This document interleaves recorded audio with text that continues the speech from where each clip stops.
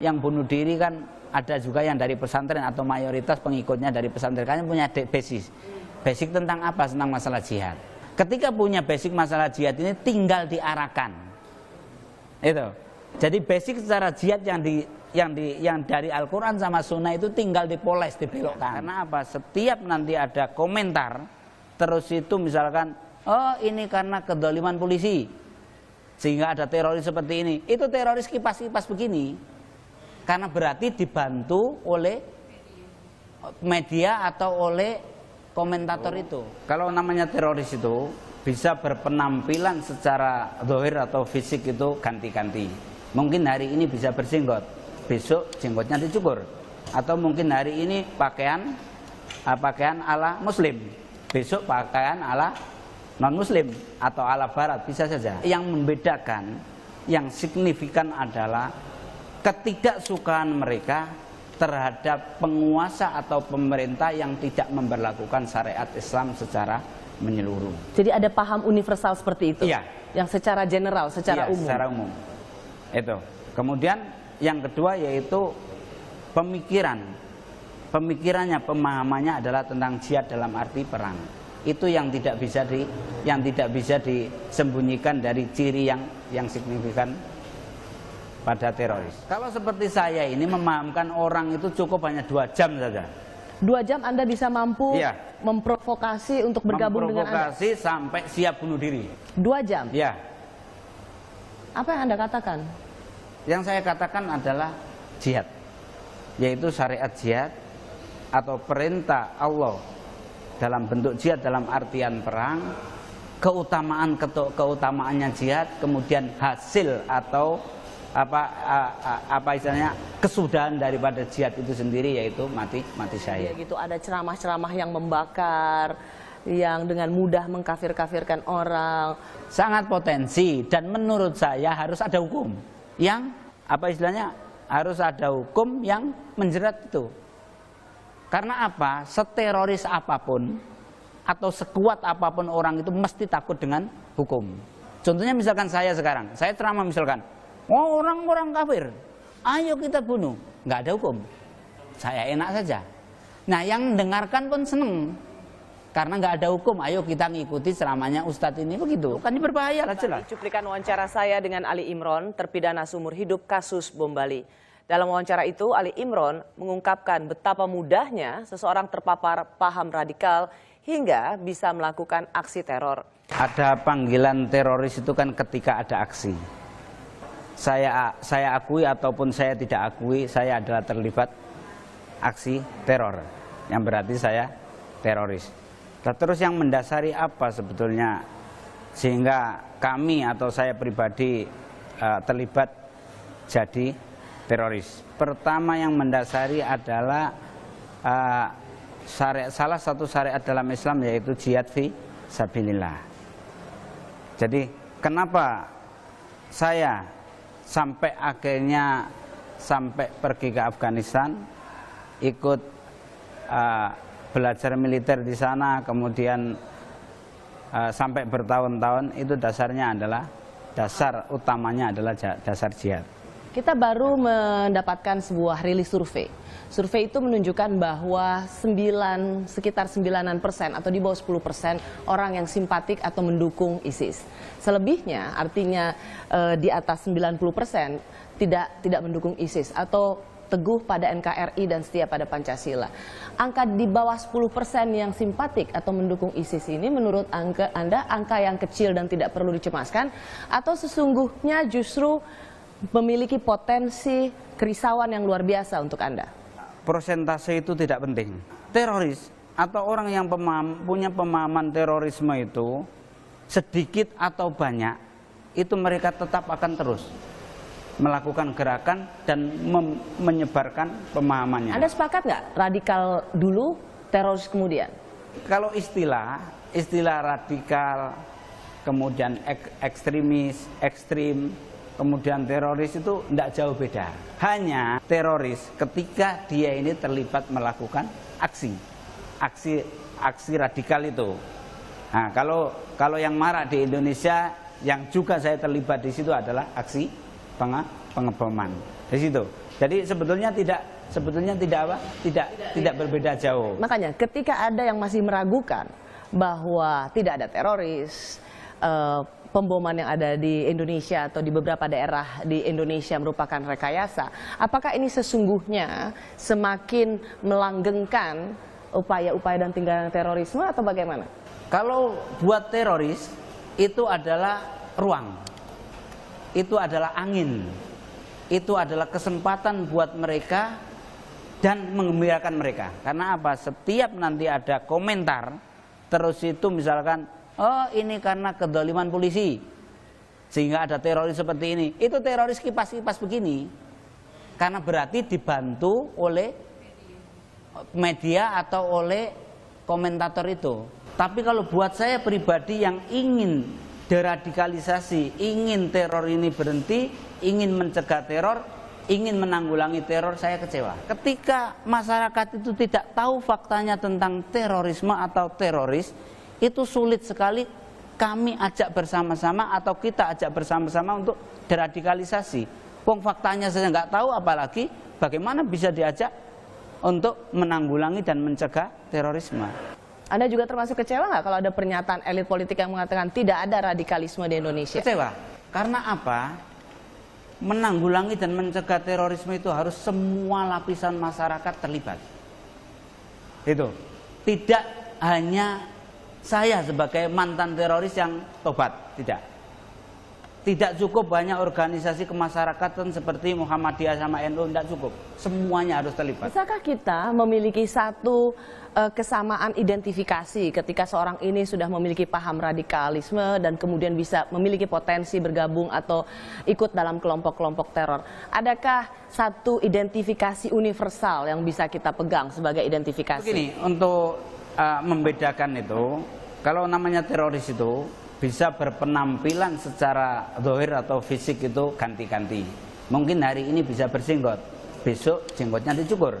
Atau mungkin hari ini pakaian ala muslim, besok pakaian ala non muslim atau ala barat, bisa saja. Yang membedakan, yang signifikan adalah ketidaksukaan mereka terhadap penguasa atau pemerintah yang tidak memberlakukan syariat Islam secara menyeluruh. Jadi ada paham universal seperti itu? Iya. Yang secara general, secara umum? Secara umum. Itu. Kemudian yang kedua yaitu pemikirannya, pemahamannya adalah tentang jihad dalam arti perang. Itu yang tidak bisa disembunyikan dari ciri yang signifikan pada teroris. Pengalaman Anda dan tentu Anda juga cukup mengikuti apa yang terjadi belakangan ini, begitu. Sebenarnya berapa lama sih yang dibutuhkan oleh remaja atau usia-usia muda lainnya untuk menerima paham ini dan kemudian tergerak bergabung dengan kelompok teror? Jadi tidak lama. Tidak lama? Tidak lama. Kalau seperti saya ini memahamkan orang itu cukup hanya 2 jam saja. 2 jam Anda bisa mampu memprovokasi untuk bergabung dengan Anda? Memprovokasi sampai siap bunuh diri. 2 jam? Ya. Apa yang Anda katakan? Yang saya katakan adalah jihad, yaitu syariat jihad atau perintah Allah dalam bentuk jihad dalam artian perang, keutamaannya jihad, kemudian hasil atau apa istilahnya kesudahan daripada jihad itu sendiri yaitu mati syahid. Nah, tapi mohon maaf, sampai sekarang ini saya belum pernah merekrut orang kemudian saya suruh bunuh diri, belum pernah. Dan insya Allah nggak akan. Jadi jangan kita artikan itu membujuk seperti kita bujuk anak-anak pakai permen, bukan. Tetapi tadi kita sampaikan, karena apa? Orang yang ikut dalam jaringan ini, baik yang afiliasinya ke Al-Qaeda ataupun ke ISIS, itu mayoritas sudah punya basic. Basic apa itu? Basic tentang jihad. Nah, makanya kalau sampean ikuti kan yang bunuh diri kan ada juga yang dari pesantren atau mayoritas pengikutnya dari pesantren, kan punya basic. Basic tentang apa? Tentang masalah jihad. Ketika punya basic masalah jihad ini tinggal diarahkan. Itu. Jadi basic secara jihad yang dari Al-Qur'an sama Sunnah itu tinggal dipoles, dibelokkan. Contohnya, jihad itu sebetulnya di medan perang. Kita perang, ada musuh, tetapi dibelokkan. ketika misalnya ada terpidana teroris yang sudah sempat keluar tapi kemudian terlibat dalam kegiatan teror lainnya, menurut Anda apa yang salah? Padahal sudah pernah dipenjara, 2 kali dipenjara, tapi itu pun tidak membuat mereka jera dengan terorisme. Apakah Anda ingin mengatakan ada yang tidak optimal dengan deradikalisasi yang terjadi? Banyak faktor. Kenapa orang yang sudah ditangkap masih belum sadar? Itu banyak faktor. Artinya diantaranya adalah faktor ketika di dalam penjara ini masih berhubungan sama kawan-kawannya yang sepemikiran. Kalau berhubungan dengan saya yang sudah menyadari kesalahan, sudah tobat dari aksi teror, itu insya Allah akan ikut saya. Anda cukup khawatir nggak bahwa ISIS bisa mendapat tempat di Indonesia? Kalau kekhawatiran ada, cuma kan begini, kalau saya nggak begitu khawatir, saya sudah jadi teroris, ISIS baru muncul kok. Tapi yang saya khawatirkan ini umat secara umum, terpengaruhnya umat untuk memiliki pemikiran ISIS ini. Menurut saya bahaya. Ketika di Irak dan Suriah mengumumkan, memproklamirkan sebagai IS atau IS, Islamic State atau Khilafah Islamiyah, mereka memutuskan bahwa seluruh umat Islam harus berbaiat ke sana. Siapa dari umat Islam yang tidak, maka statusnya kalau sudah tahu berarti murtad. Keluar dari Islam berarti kafir. Ini membahayakan. Membahayakan nggak kalau misalnya ada tokoh juga yang mengatakan ISIS adalah sahabat kita? Ya bahaya juga. Sahabat dalam artian apa? Karena pernyataan-pernyataan yang seperti itu nanti akan apa? Akan membuat rancu di masyarakat. Menurut saya dalam masalah deradikalisasi itu masyarakat harus tahu secara fakta, secara faktual dan lain sebagainya. Jadi misalnya kalau kita lihat di sosial media gitu ada ceramah-ceramah yang membakar, yang dengan mudah mengkafir-kafirkan orang. Sangat potensi dan menurut saya harus ada hukum yang apa istilahnya, harus ada hukum yang menjerat itu. Karena apa? Seteroris apapun atau sekuat apapun orang itu mesti takut dengan hukum.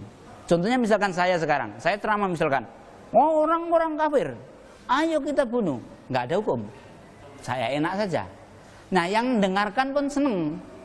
Karena nggak ada hukum, ayo kita ngikuti ceramahnya Ustadz ini, begitu. Kan ini berbahaya lah jelas. Katakanlah kemudian pimpinan-pimpinan top dari JI sudah tidak ada, begitu. Tapi apakah meskipun berbeda paham dan kemudian jemaah Islamiyah juga dikatakan sudah mulai melemah, apakah kita tetap perlu merasa khawatir?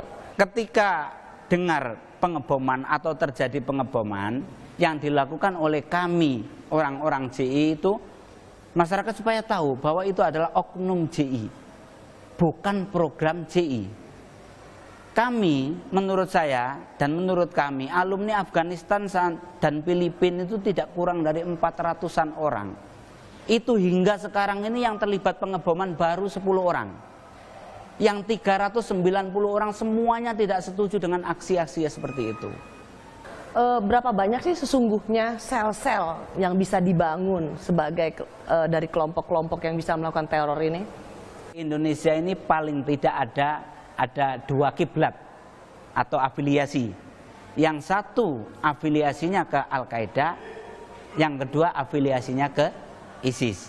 Nah, karena 2 afiliasi ini tentunya kalau pandangan saya sebagai yang pernah di dalamnya, tentunya banyak dan besar. Tetapi kalau dibandingkan dengan 170 juta umat Islam ya kecil. Atau 250 juta rakyat Indonesia ya kecil. Tetapi jangan sampai kita pernah meremehkan. Artinya bahwa seperti sekarang ini deradikalisasi yang kami lakukan, orang yang tidak tahu peta terorisme di Indonesia mesti akan mencibir. Apa yang dilakukan pemerintah nggak berhasil dalam deradikalisasi, itu orang yang nggak tahu peta terorisme di Indonesia. Kalau yang saya tahu, saya bersyukur. Karena apa? Teroris di Indonesia ini banyak, yang paham ya maksudnya. Paham teroris di Indonesia itu banyak, tetapi kalau aksinya hanya seperti itu, makanya harus tetap kita syukuri. Dan kita harus tetap berkomitmen semuanya untuk melakukan pencegahan dan penanggulangan. Karena semuanya itu dimulai dari paham yang salah. Iya, itu. Makanya itu. Kenapa kok saya ngotot seperti ini, deradikalisasi? Karena apa? Saya sebagai orang Islam yang menjunjung tinggi jihad, yang menjunjung tinggi negara Islam, saya dirugikan. Kenapa dirugikan? Karena akhirnya umat ini, apalagi umat non-muslim, umat Islam saja fobi terhadap jihad. Benar gak? Kemudian fobi terhadap negara Islam. Karena apa? Disuguhkan jihad itu seperti itu. Sehingga akhirnya orang fobi. Padahal sebetulnya jihad itu tujuannya apa? Untuk menjaga nyawa orang sebetulnya. Jihad sendiri itu untuk menjaga nyawa orang supaya tidak sia-sia dimatikan oleh sesuatu kekuasaan atau kedoliman. Jadi saya merasa dirugikan. Kenapa saya ngotot deradikalisasi? Sampai saya dicibir oleh kawan-kawan. Kamu deradikalisasi berarti kamu ini dejihadisasi. Saya bantah, mau pakai nama apapun silakan. Yang jelas saya ingin mencegah supaya generasi ini tidak salah dalam melakukan jihad.